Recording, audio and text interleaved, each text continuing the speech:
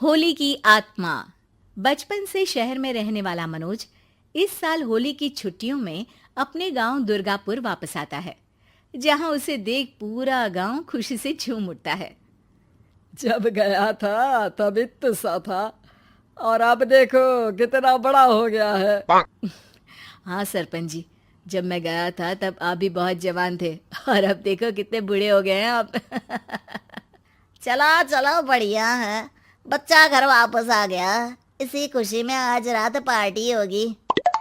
क्या बात है, गांव में भी पार्टियां होने लगी। वैसे अगर पार्टी की बात है तो आज क्यों सीधा होली पार्टी करते हैं। होली पार्टी की बात सुन चहल पहल में अचानक सन्नाटा छा जाता है, जिसे देख मनोज को कुछ अजीब लगता है, लेकिन तभी सरपंच बात पलट देता है। अब बहुत देर हो गई, चलो सब अपने घर चलो, पार्टी के बारे में कल सोचेंगे।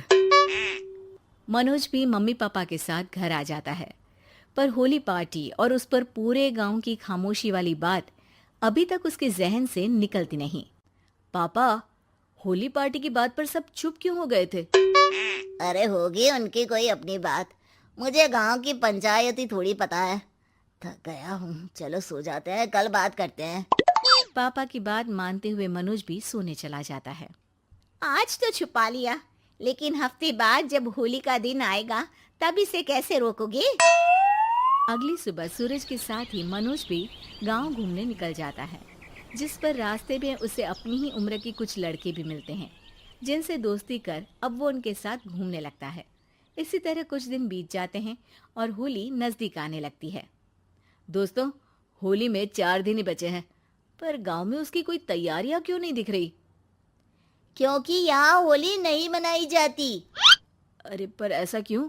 वो राजा भूषण। अरे तुम 4 दिन के लिए आए हो, क्या इतना सोच रहे हो? चलो कुछ खाने चलते हैं। इसी के साथ एक बार फिर होली की बात को टलते हुए देख मनोज को शक होने लगता है।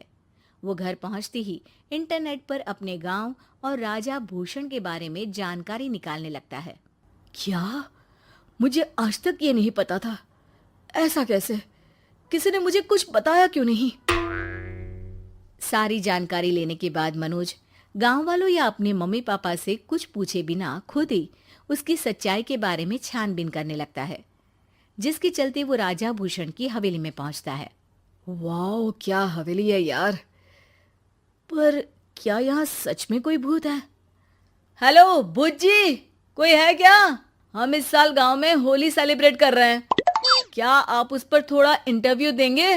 मनोज के ऐसा बोलते ही गांव में तूफान उठ जाता है और हवेली में रखी सारी चीजें हिलने लगती है। एक अदृश्य शक्ति मनोज को धक्का देकर हवेली से बाहर निकाल दरवाजा बंद कर लेती है। ये सब देख मनोज हैरान रह जाता है।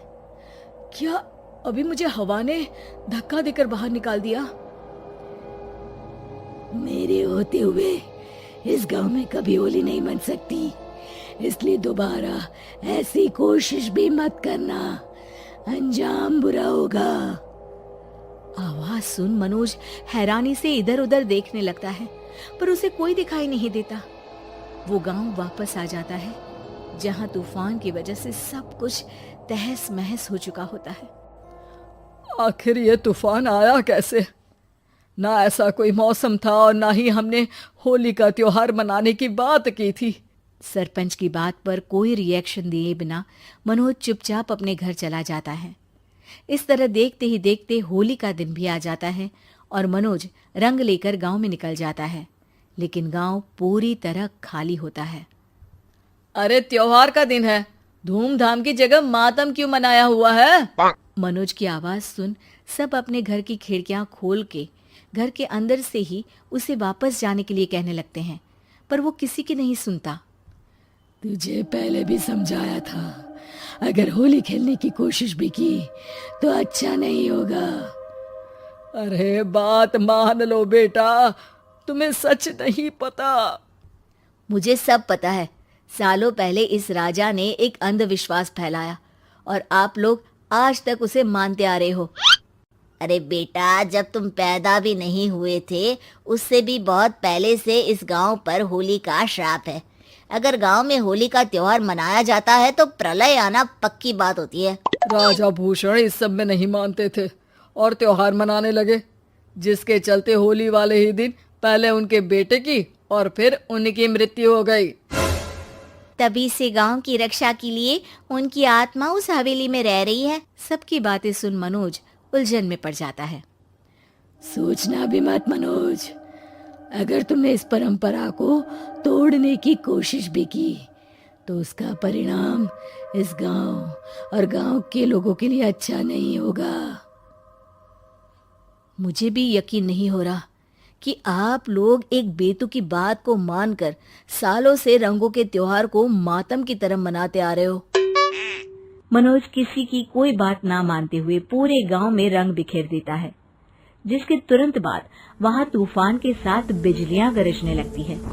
अचानक मौसम में ऐसा बदलाव देख जहां मनोज कंफ्यूजन में आ जाता है, वहीं गांव वाले डर से सहम जाते हैं।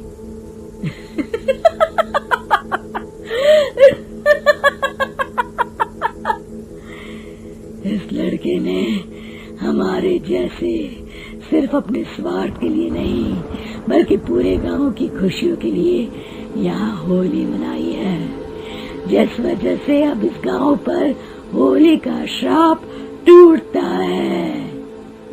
ऐसा बोलकर राजा का भूत वहां से गायब हो जाता है, जिसके बाद गांव के लोग धूमधाम से होली मनाते हैं। खुशियों के रंग गांव में बिखरे ही होते हैं कि अगली सुबह अचानक मनोज कहीं गायब हो जाता है और एक बार फिर गांव में होली का नया राज शुरू हो जाता है।